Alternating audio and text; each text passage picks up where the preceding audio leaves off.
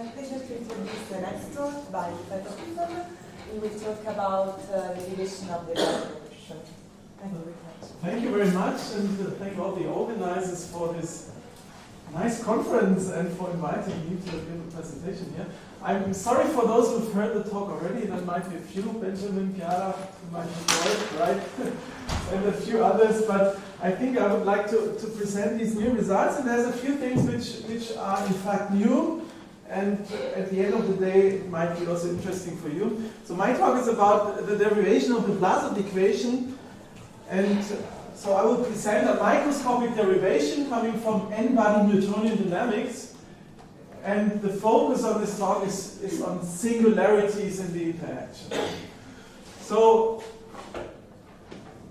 I would like to start with a system. It's a Newtonian system. So my microscopic system, which I will use to derive this equation, is Newtonian dynamics.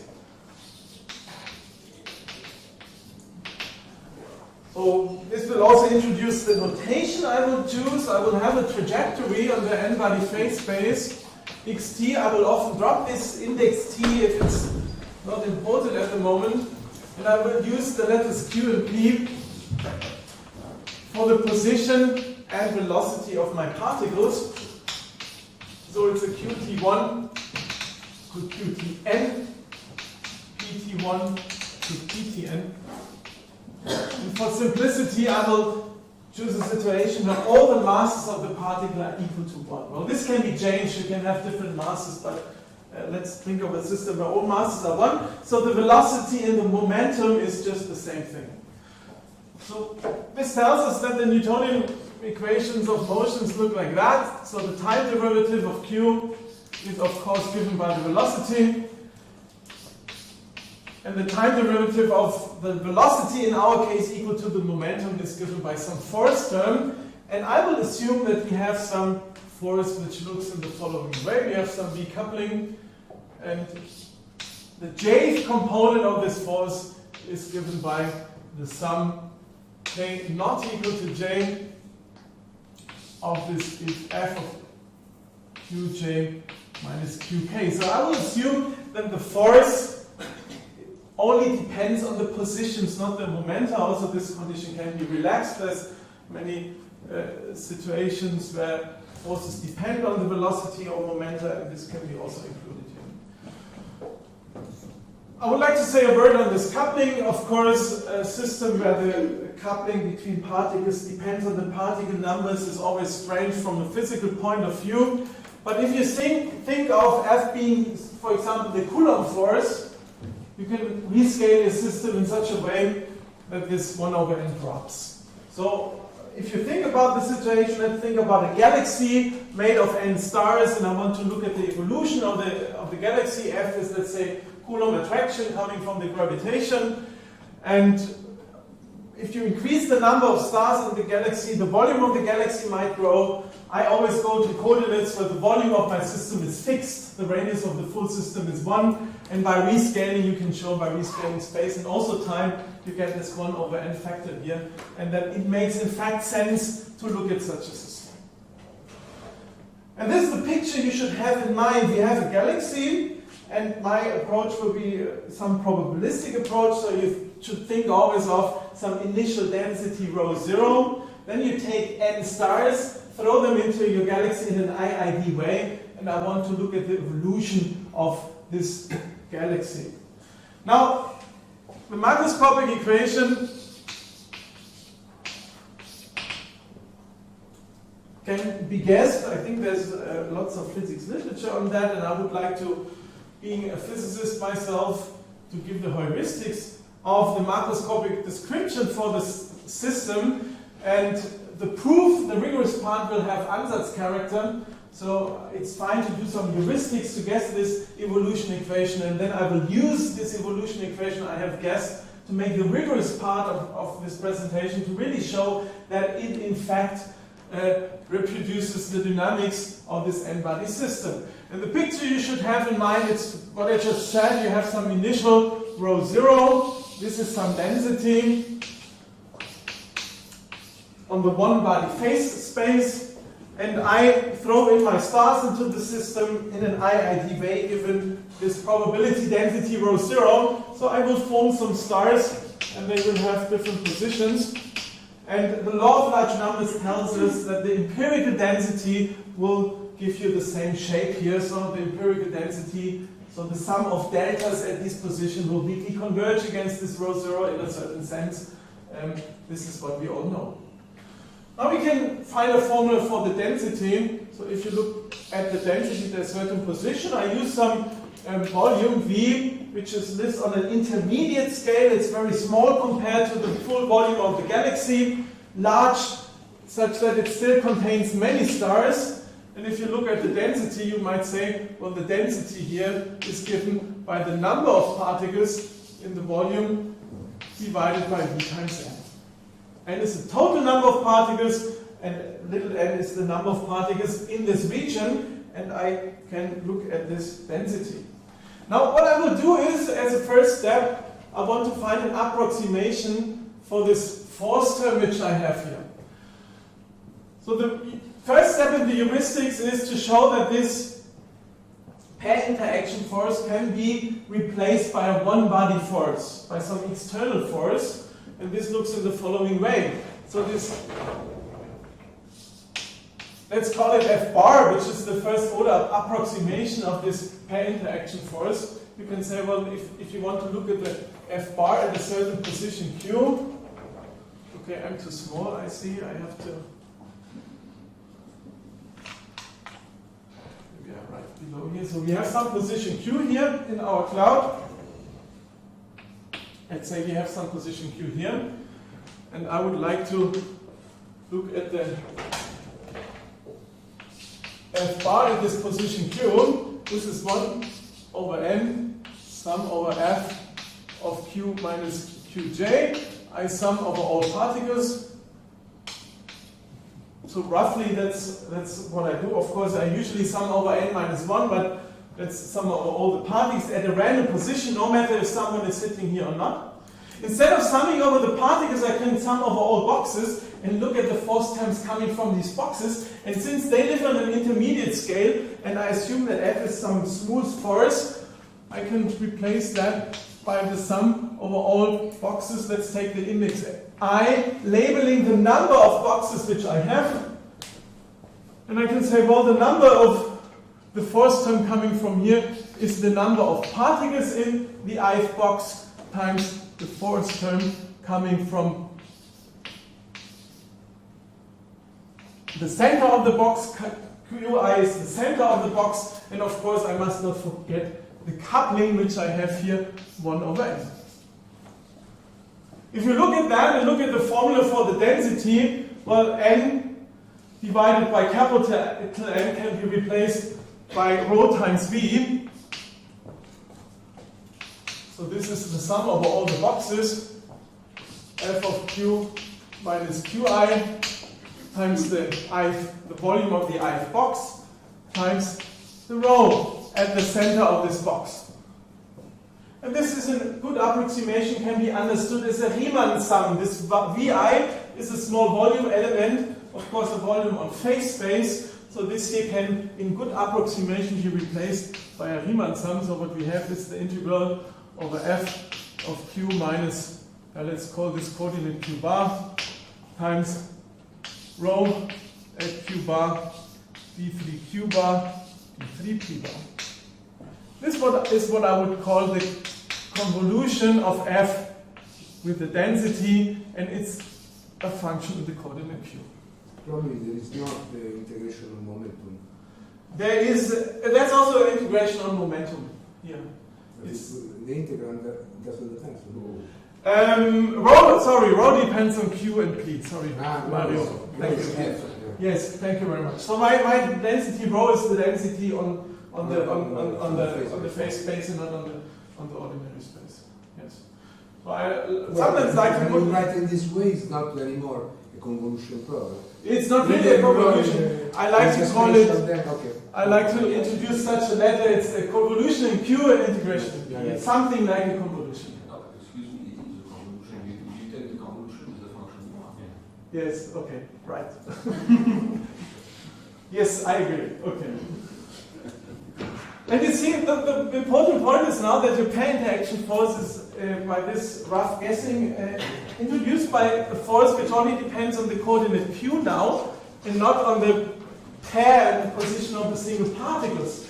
And therefore, you see that of leading order you would expect that you don't get correlations in the gas, but everybody moves independently with subject to this force term which we have here. And now this helps us to guess the macroscopic evolution equation. Because it's a one-body force, we have phase space, conservation of phase space volume also on R6, not only on R6n, right? And since we have conservation of phase space volume, we can now do the following thing. We can say, okay, let's move with the center of this box, following its trajectory. Let's take a particle in the center, follow its trajectory. And in this picture we have, let's say, 4 particles in this box.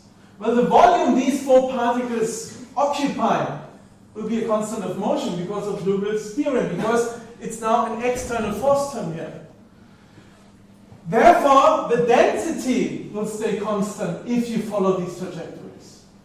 And that means that if you follow the trajectory, so you take the rho 2t along the trajectories, then this is a constant, and you get a continuity equation. Taking the total time derivative of this guy, you get 0, of course, and you have that the partial time derivative of our density plus the q derivative of our density times q dot, which is the velocity, plus the p derivative of our density times the force. And here I will use now this F star rho. And this is equal to 0, and that's the so-called Vlasov equation. I think it's a very nice and short heuristics to arrive at this equation. And now I would like to say a few words on the more rigorous results concerning this step from the micro to the macroscopic description. Now, a few words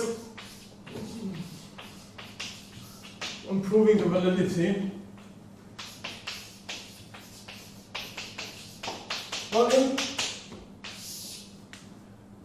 the title of my talk is Derivation of. I don't like this title so much, to be honest. That's what people use in the literature always. When mathematicians say, I derive the equation, they usually don't derive the equation, they prove the validity of it. It was derived by the physicists before, right? But I just use this title because it's standard notions. And I would like to say a few words on proving the validity. Well, this problem, as most of you know, goes back to the 70s. There's results from the 70s, from Neunzett.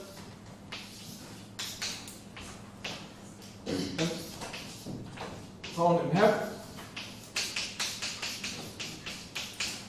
And also other results, you know, there's follow-ups. There's a nice derivation from Derivation. Many of these things you can also find in Herbert's book.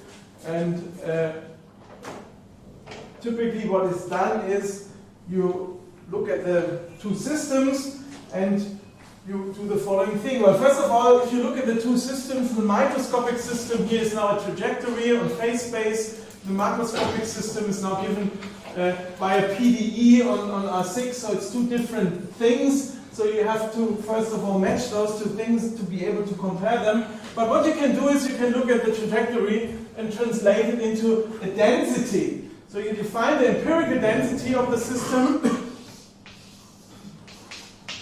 to be the sum of deltas, right? Delta of x minus x dj is sum over k 1 to n and multiply by 1 over n, so you have a normalized density. So given the trajectory capital X, the small x, of course, is always the pair x, the qt, pt. I think the notation is self-explaining. So you have the sum of deltas, some radon measure on R6. And what you can do is you can prove the following. You get some, I like to call them deterministic results,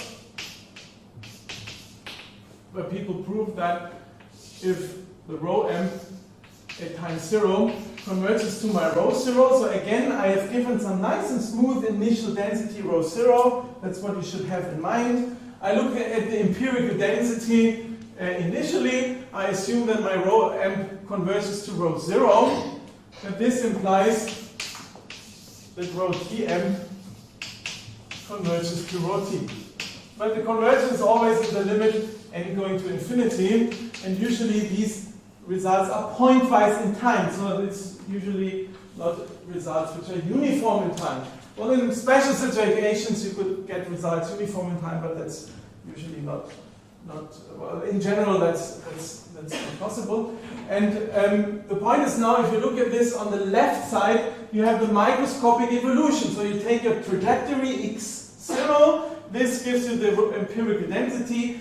You follow the Newtonian dynamics of the interacting system, you get xt. This, with the xt, you build the rho team. And on the right side, you have the solution of this Vlasov equation. So on the left, it's micro, on the right, it's macro. And you might ask, well, what's the notion of distance when I talk about this convergence? Of course, the one thing is the sum of deltas, the other thing is something nice and smooth. Then you can only have V convergence. And for example, you could think about convergence in Wasserstein distance or things like that. Some neat notion of convergences, and I don't want to talk about the details here. Now, the problem with these proofs is typically that if you go back to these old results, that the assumption is always that F is globally Lipschitz.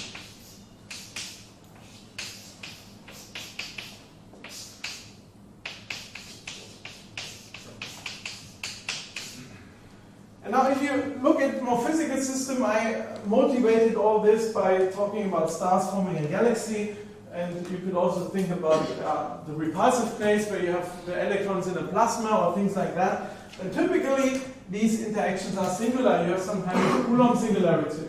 And now the question is, how can you get closer to these more physical forces where you have Coulomb or other singularities? And there's some progress which is very recent, and I would like to mention a very nice result by Auret and Jabin,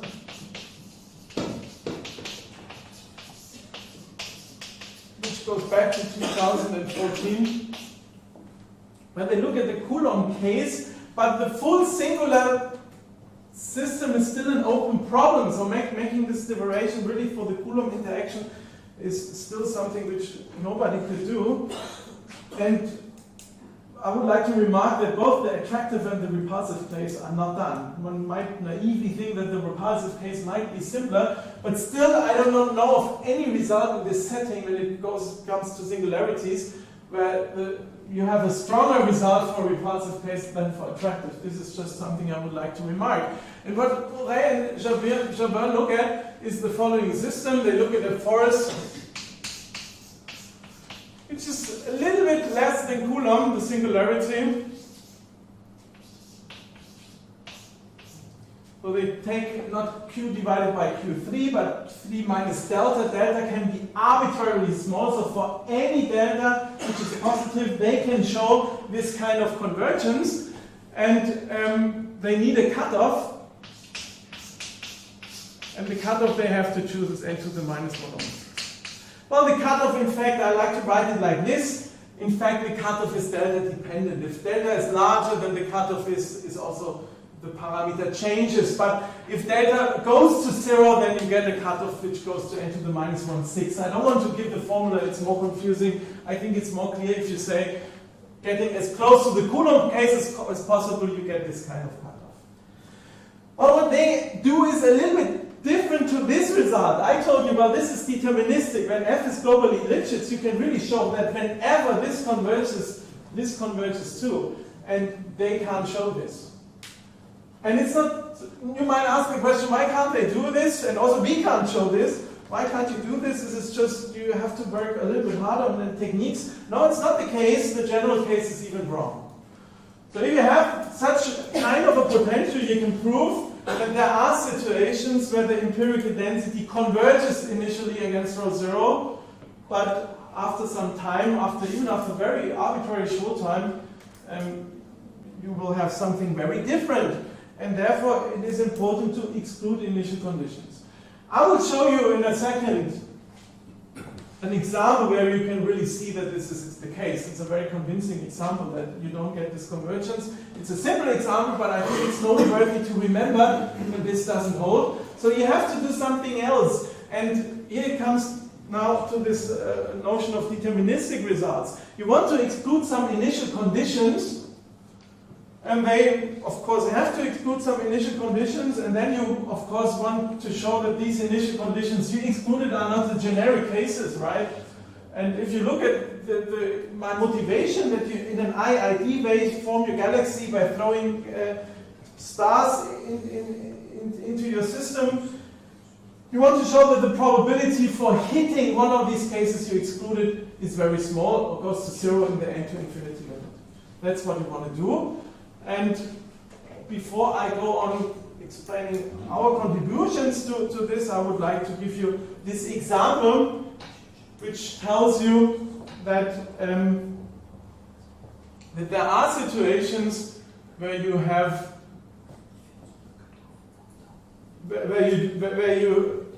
convergence, but after time t you have a breakdown of the Vlasov description. And the situation is the following. Let's assume you have n epsilon to the -1 clusters,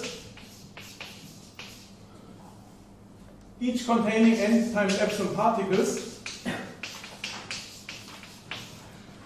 And the radius of the cluster, let's say, is like the cutoff radius. Each cluster has a radius n to the -1/6. Now, if we think of the limit n to infinity first, then epsilon going to 0. Now, if epsilon is very small, you still have many, many clusters. So you have many clusters, so you can still get a nice convergence against an initial smooth density in a weak sense. So let's assume you have row 0 is given, then you put your many clusters such that you draw this picture, if you look at it with lenses, and you get some nice convergence. Let's think of the repulsive case here, because the repulsive case draws the better picture. It should be true also in the attractive case, but in the repulsive case you now have the following thing. If you look at one of these clusters, you have almost Coulomb, so the potential goes like 1 over q. So the potential energy of a particle is given by n times n to the -1/6 per interaction. So the number of interactions coming from your friends in your cluster, you have epsilon times n people interacting with you in the cluster. The coupling constant is 1 over n, and you get a 1 to the -1/6 because of the radius being in the Coulomb situation. Roughly, there's a delta missing, but let's forget about this. Now you can cancel the n, and you see when you do the n to the infinity limit first and then epsilon to 0, that this potential energy for each particle goes to infinity. And what will happen? You know, you have these clusters in very large potential energy. After a very short time, these guys will explode. And in the limit n to infinity, the velocities you will have already after a short time interval, let's say a time interval also of order epsilon, will go to infinity in the n to infinity limit. So you cannot converge to some nice and smooth row at this point t, which is the solution of the Vlasov equation. Of course, you see, it's not so very surprising, right? That you have to exclude some clustering when you have singular potentials to get this Vlasov equation. It's not a surprise, but it's just, you know, underlines that you should not expect for a deterministic result in this situation. Now, what I would like to say now is some results I have with my students, and what I would like to present first in more details is some results I did with my student Niklas Boers. It was part of his master thesis. What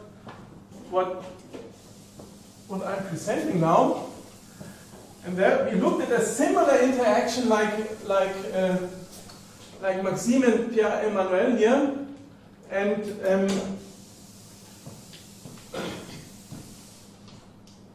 what we could do is we could improve this cutoff.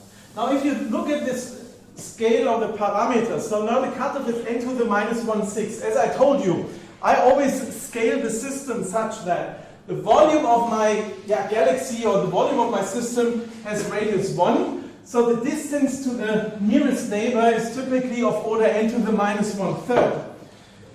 Now they have a cutoff of n to the minus 1/6, which is of course much, much larger than the distance to the nearest neighbor. And as a first step with Niklas Boers, we could improve that and have a cutoff which is n to the minus 1/3. So our result is the following. So this is the result of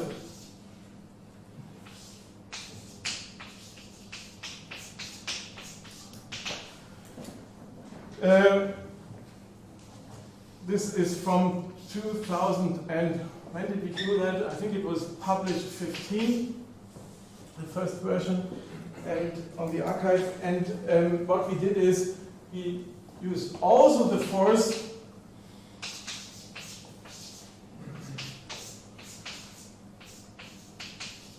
but we have a cutoff which is n to the minus 1/3. So that's exactly the distance to the nearest neighbor. I'm sorry, I mean, when you say cutoff, you mean that the initial condition, any pair of particles cannot be closer than n to the minus 1/3? No, it's not a condition on the initial condition on the position of particles. It's really a true cutoff in the force. So I use it as force, not the true Coulomb force. No, I say, okay, I take n to the minus 1/3, and here I do something nice and smooth, right? Of course, since it's a force, it's a vector. Nice and smooth means going down to 0 at 0, right? So I take something which is nice and as smooth as possible and goes to 0 from n to the minus 1. And the initial condition is measured 1 with respect to infinite product of the f. Exactly. Yes. Okay. Yes. I will formulate the theorem in preciseness, but with the force, I really mean a force with a cutoff like that. Now, I would like to say a few things about this because this gives us the core of the techniques or the ideas we use, and I will later talk about more recent results where we could improve that. And we will, in fact, are able to do now the Coulomb case here, and with a cutoff which is much smaller than the distance to the nearest neighbor. Still, we can't remove the cutoff, but at least it's a cutoff where typically you don't have, if you randomly choose a star, there's no other star in its cutoff region, and that's, I think, already a nice result.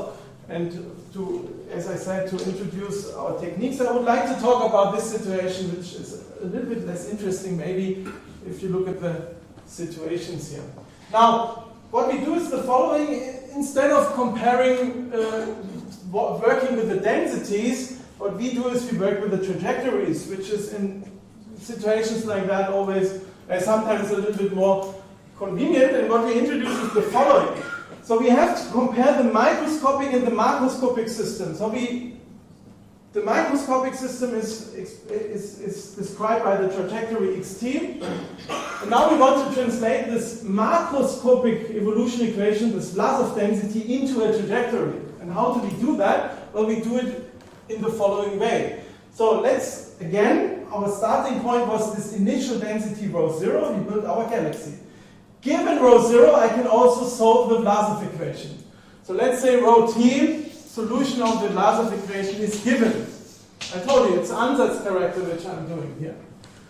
Rho t is given. You might ask, well, what about the solution theory? Is there nice solutions and blah, blah, blah? You know there's results, and I don't want to sign that. You know that in the repulsive case it's a little bit easier. Also in the attractive case there's results on certain, assuming certain initial conditions, and we assume that we have a nice solution, right? Nice, of course, means also L infinity, but since all the LP norms for the Vlasov are conserved, this is not a bad condition. Rho t is given, so I define a new system which I call x bar, a new trajectory on my n-body phase space, and it's also a Newtonian system. But now my force term is given by this force I have guessed, this convolution. This convolution with this density. Now, looking at the system, we see that independence is conserved. I said initially I built my galaxy by throwing particles into my system in an IID way. Now I have a force which is not an interaction force, which leads to correlations, no? Now it's an external force term, right? Rho t is given. So I can just solve for that. This is like an external field and conserves independence of my particles. And it's not surprising that if you look at the trajectories, the characteristics of this equation here, that you see the Vlasov equation again, because this is the force term in the Vlasov equation. So if you look at some time t, and wait at the time t, particles are still IID, and the density, the probability density is rho t, the solution of the Vlasov equation. That's not surprising. So for this X-bar system, convergence in that sense, in a probabilistic way, is also not surprising, because you know that the law of large numbers tells you that after some time t, everything is still IID. Law of large numbers tells you that with high probability, you have deconvergence of the empirical density against the probability density, so you get a nice result there. And of course, what we want to compare now is the distance between x and x bar. So the goal is to control x minus x bar in a certain sense, and to show that this is also small. Well, if this is small, then it's not surprising that also for the x system, you get convergence against the rho zero in some probabilistic sense. And this is exactly what we do, and I would like to formulate the theorem now. Before I do that, I need a certain definition. And I would like to define now the conditions of here's still space here. I would like to define now a set of points which have to do with this clustering situation. So the bad situations I would like to exclude. I told you the result is probabilistic, so I would like to exclude something and show that this is more probability, and that something I would like to exclude, I would like to define now. And this is set AT. It will be time dependent. And I use the probabilist's notion of sets, right, just giving you an equation. So the set is the set of all omegas where this equation holds. And it's given in the following way. It's given in the following way. The xt minus x bar t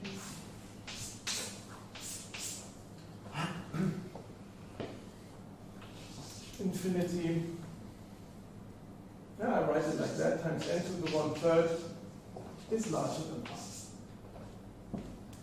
Or you can say this guy here is larger than n to the minus 1/3. With the infinity norm, of course, I mean the supremum here of these guys. It's not, you know, these guys are vectors in R6n, vectors in R6n, so here I mean the maximum norm, right? The maximum norm of these difference of vectors.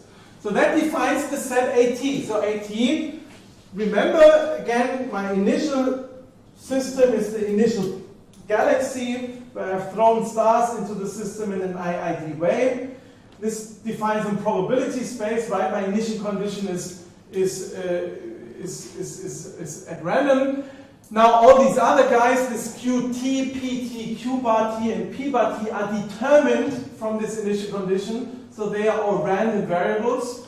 And by this set AT, I mean the set of all omegas where this inequality here holds. The set of all initial conditions where at time t this here holds. And I would now formulate a theorem. The first theorem I would like to prove. This is, as I said, this is together with Niklas. Published a few years ago, and there we show that in the limit n to infinity, the probability to be in such a situation goes to 0. And that's a nice theorem, that's what you want to do, right?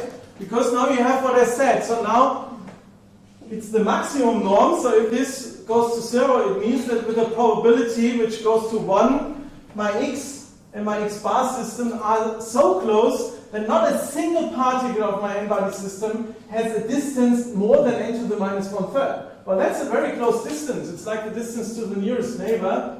And not a single of these n particles has a distance which is larger than that. That's what I'm saying with a large probability. So in that sense, it's still a probabilistic result, but it's rather strong, I must say. Now, this is the theorem we prove. We can even give a rate of convergence for this arrow, and one can show, just a side remark, that this thing here is smaller than any polynomial. I think we can also prove exponential decay, but we didn't do it, right? This is something one could try to do. So we can show that for any gamma, there exists a C gamma such that this here is bounded by, I just give it in brackets, C gamma n to the minus gamma. So for any positive number gamma, you can find a C gamma that's such that you get this bound, so it's quite a strong result. How do we prove that? Well, to prove that, I would like to introduce a random variable first, which helps us proving this. And the random variable is defined in the following way. It's the random variable jt, which is the minimum of this guy here.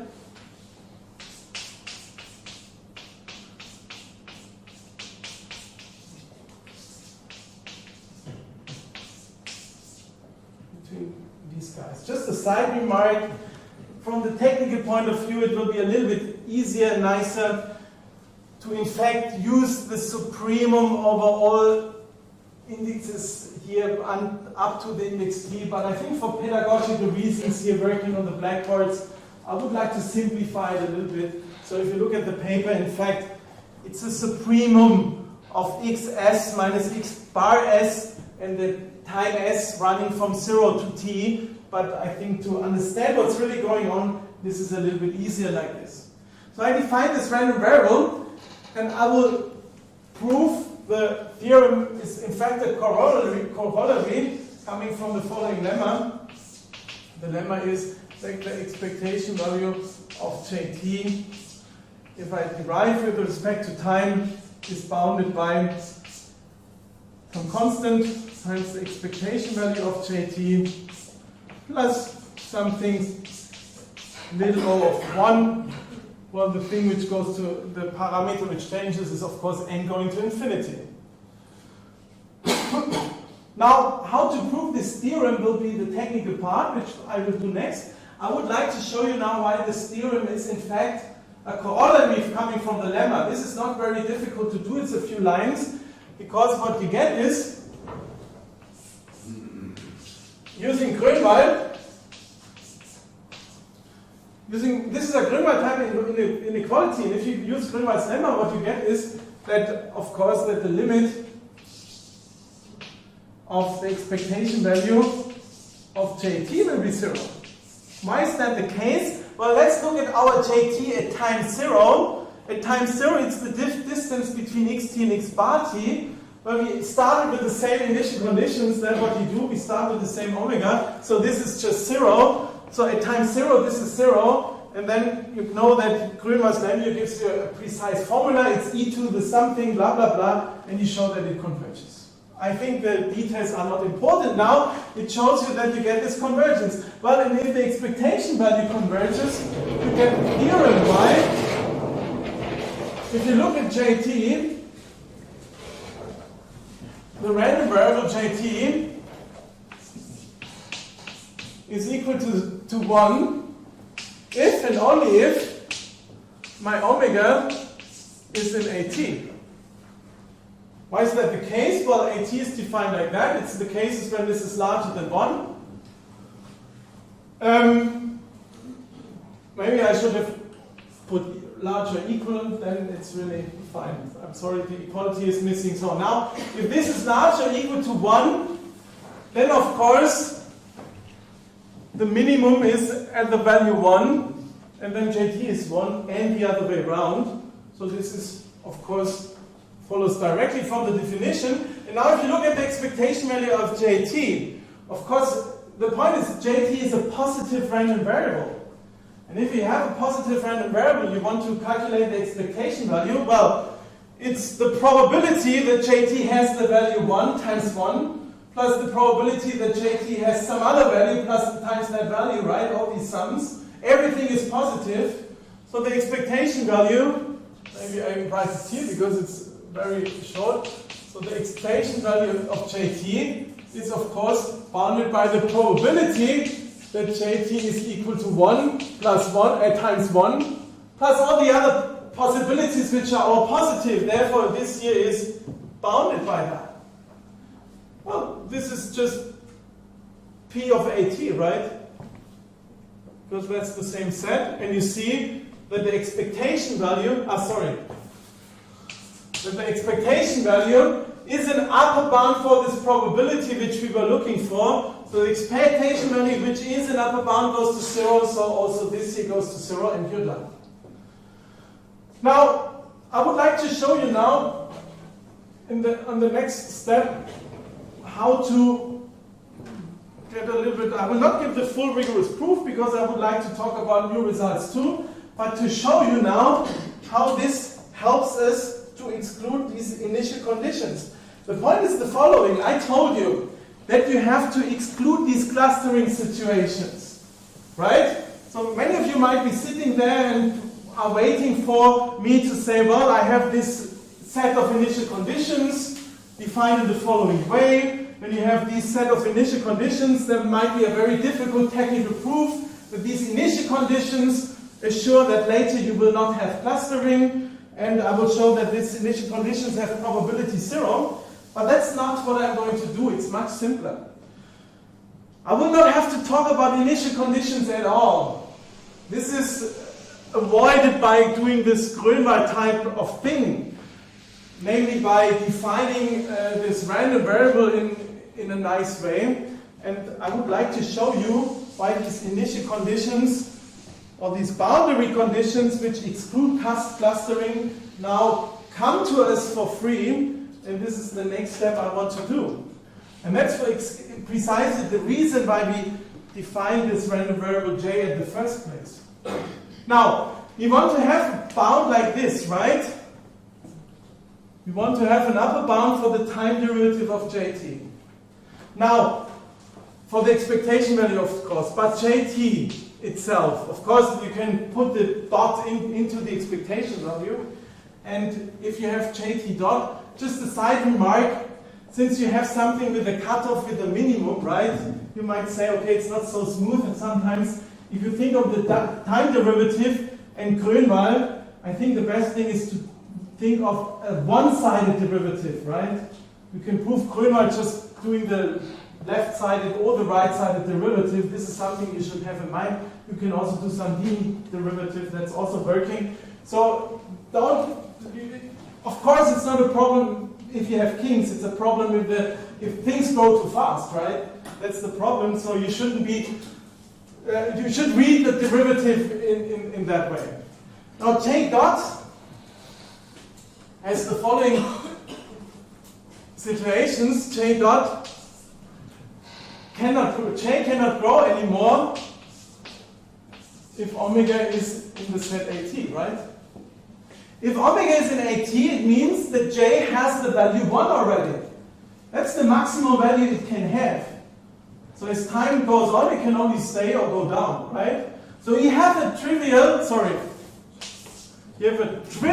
bound in the case if you're in the set AT already, and then you don't have to estimate anything. So you can choose omega being not in AT as a boundary condition. So the boundary condition, it's not really a boundary condition, it's the only condition where you have to do estimates, is omega not in AT. And this excludes clustering. Let me tell you why. Let's look at the definition of this AT. Now it's defined in the following way, which means that the distance between, for your true system and this mean field system, that none of the stars has a distance larger than the nearest neighbor. Now think of this X bar system, it's IID. So you throw in stars in your galaxy in an IID way. So you will not have clusters. Or with very ridiculously low probability, right? Exponentially low in N. Such clusters which I have introduced before. Now think of the system. You make your nice system in an IID way, and now you form your true system. You can consider the worst case. Each particle may move like n to the minus 1/3 as far as its nearest neighbor. You can build clusters of few particles, let's say a finite number, but not epsilon times n, right? That's not possible. So this kind of a boundary condition, which we got for free, which we didn't have to formulate or propagate with time, this excludes exactly the things you want to exclude, namely clustering. And if you now look at the technical part of the proof, you see how this is used, and it's, I think, used in a very nice and smooth way, and can then be used to prove this lemma, which is the heart of the proof, of course. It includes, of course, some law of large numbers argument, and with these, I would say doing the laws of large numbers is, of course, some work to do, but the rest of the proof is not so very technical. So now this are the most important ingredients for this case, and I would like to say a few words on how to proceed, because there's some recent results I found with my PhD student Phillip, where we could generalize that to the following situation. So this is the result together with Phillip. And then we're looking at the Coulomb case.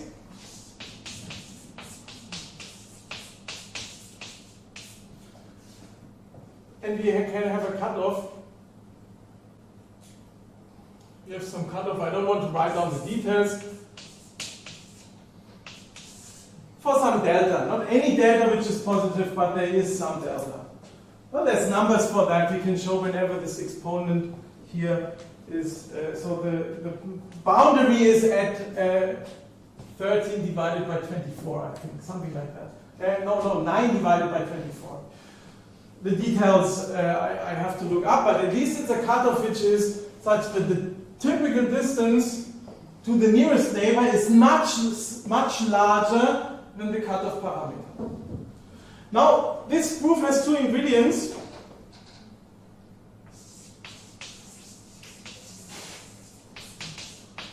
Which go beyond which I have shown you now. And the first thing what we use is the following. The first thing is we use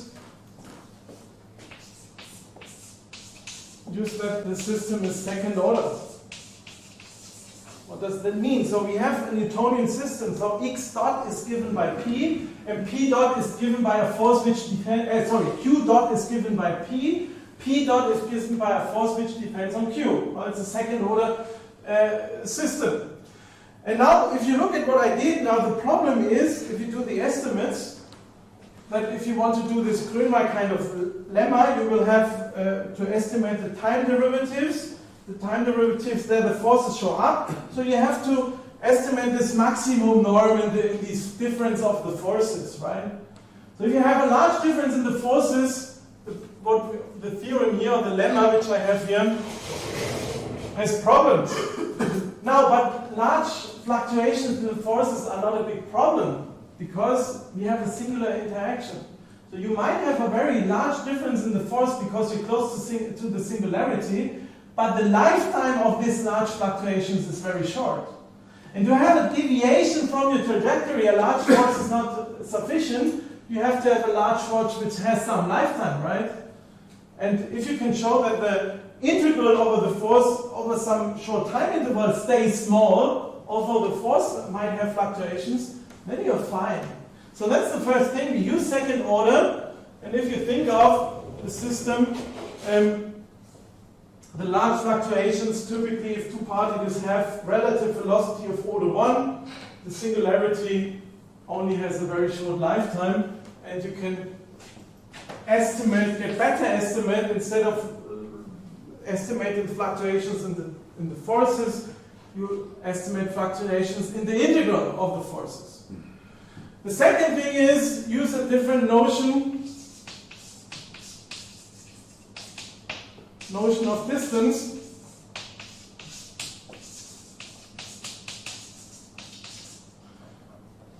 Different to this maximum norm.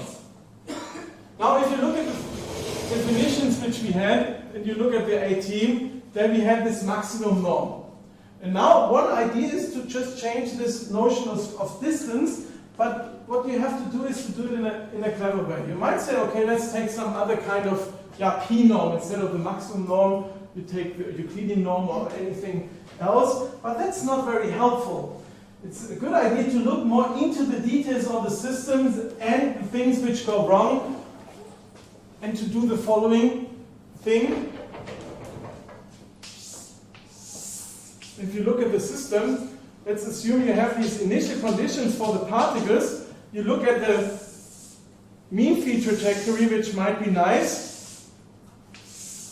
And let's look at, I draw it like this. This is the true trajectory, which is more complicated.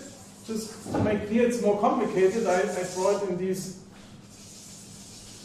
blurred lines here. And now what the problems come from collisions, right? When particles get very close because there's the singularity. So this will be the thing which are new, when the cutoff really, the smaller cutoff really is important. Now, but the point is, if you look at our boundary condition, which I have explained, we have some boundary condition which is given to us for free, which tells us that our x and our x bar are always close to each other. It's like a stopping time, right? When they're far away, you stop the system and count everything in the worst case. Which means that having two trajectories which are close typically means that also the mean field trajectories have to be close. Now for the mean field system, everything is easy. It's a very simple system. You know how the trajectories look like. They are nice and you have an IID situation. So the probability that two trajectories can come close can be calculated easily because it's IID. So you assume one particle is there, what is the probability that another guy is close? You can say, well, that's, since it's IID, very simple. And now you say, okay, whenever two particles are close, I mark those particles. These are the things which might cause trouble, right? And I can mark them at the initial condition. That's the nice thing. And what I do now is I introduce a notion of distance which takes this into account. So I say, okay, for those good particles where I don't expect collisions, I still use the old notation of the notion of distance which I have here, that the particles should be always closer than n to the minus 1/3. For those particles where my mean field trajectory gets close, I allow them to have a larger deviation, because that will happen, I can't avoid it. And for them, it's still nice if you have some kind of kick. And now you do the estimates. For the good guys, you do the same estimates as before. Now the interaction with the bad guys are not easy to control now, because they might have larger deviations after the collision, because this is what I allow. And if I do the Grönwald kind of idea, I always have to consider the worst case, right? But the number of those I can control. It's easy to control how many of these particles will get into this situation. So they have larger deviations, but the numbers is small. And if you then combine these two arguments, you can get a nice estimate, and you can improve these estimates. So this notion of distance is not just taking some LP norm. No, it really first looks into dynamics, and given the dynamics of the system and given the initials in the system, you then define a notion of distance, what you can allow, and then you prove things. And it's not so surprising that this argument is helpful. And since we are at the boundary, at the cutoff, just at the close to the nearest neighbor, that we can improve it and get below it, that's not so surprising. So that's the last thing I wanted to say. I think it's 1 hour now. I would like to thank you for your attention.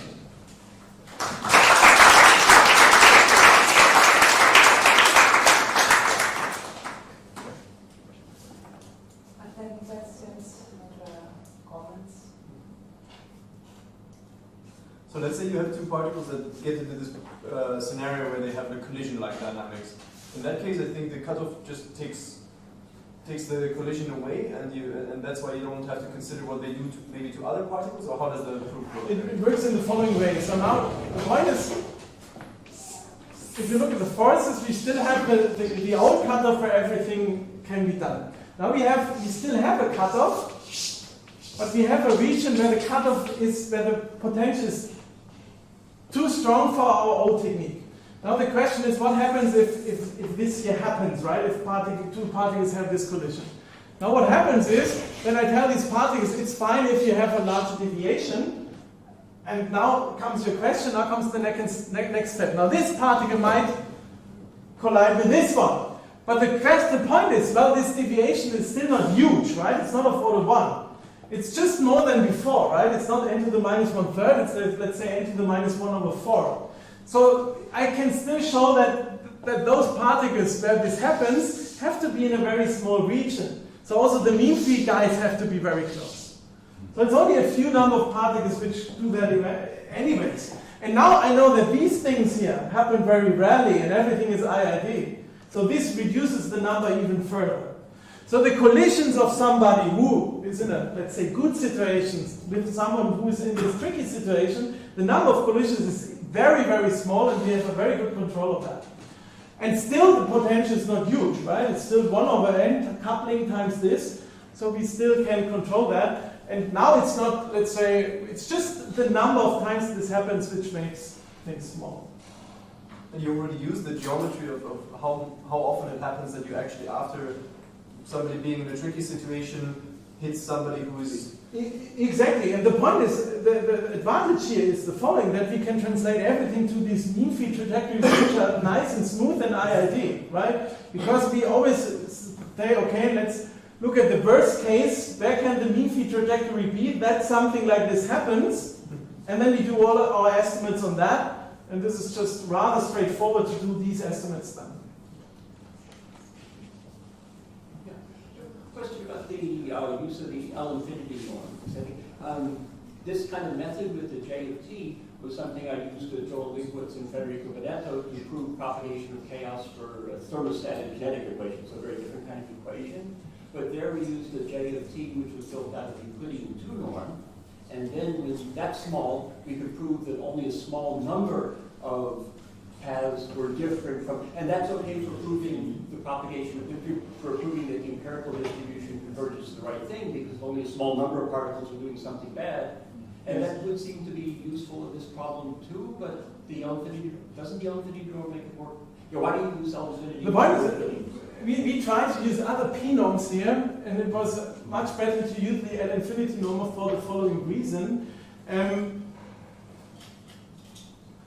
I think our problem would have been, if you wanted to close the Grönwald argument with the A2 norm, well, the point is, with the L infinity norm, you can really show how many.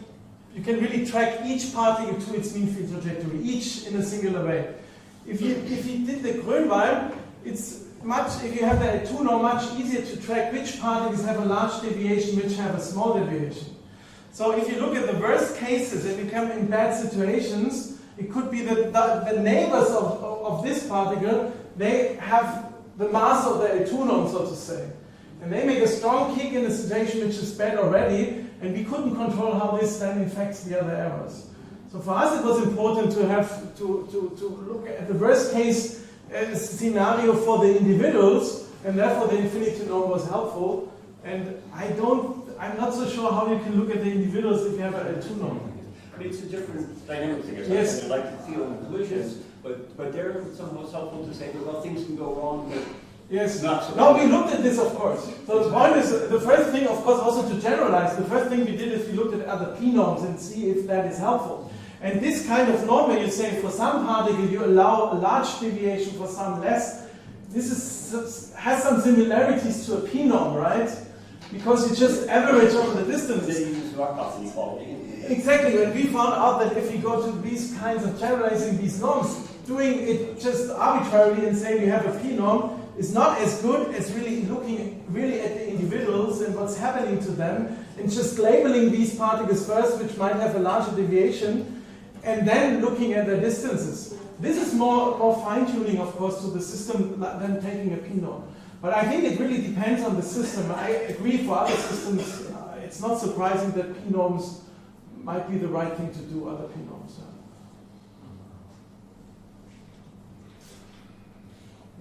What do you mean the cutoff? I mean, with this procedure you are following very much in detail the trajectories. What do you need the cutoff at all? Pardon? Why do you need the cutoff at all? Oh, yeah, still the point is there. Probability, of course, if you take a random, if you just make a photograph of the situation, take a random particle, the probability that someone is in the region is small. But if you look at the Boltzmann cylinder, for each particle, it might still collide with another particle. And if you look, say that there's no collision of any particles and you have no infections, that's still a far way to go. So we're still far away from removing the cutoff completely. I mean, it means that you put a cutoff, but you say that most of particles do not see the cutoff. At one point in time. Yes. But if you follow them, Yes. most of the particles will eventually Yes. collide in some way with the others, right? So, yes. But in 2 dimensions, the situation is easier. Did you try to see? We didn't look at 2 dimensions so much details, right? It's maybe also the vortex theory. Yes, yes. So we should try to do It 2 dimensions. should be much easier. The point is this cutoff here is always 1 over the dimension here. Yeah. In two dimensions, it's 1 over half. And you wouldn't expect, right, given law of large numbers, 1 over 1/2 is anyway the boundary for the fluctuations. So then this result seems to be edgy anyways. And then to remove a cutoff, you would have to do some other arguments anyways. I agree, right? It's getting worse with the dimensions here.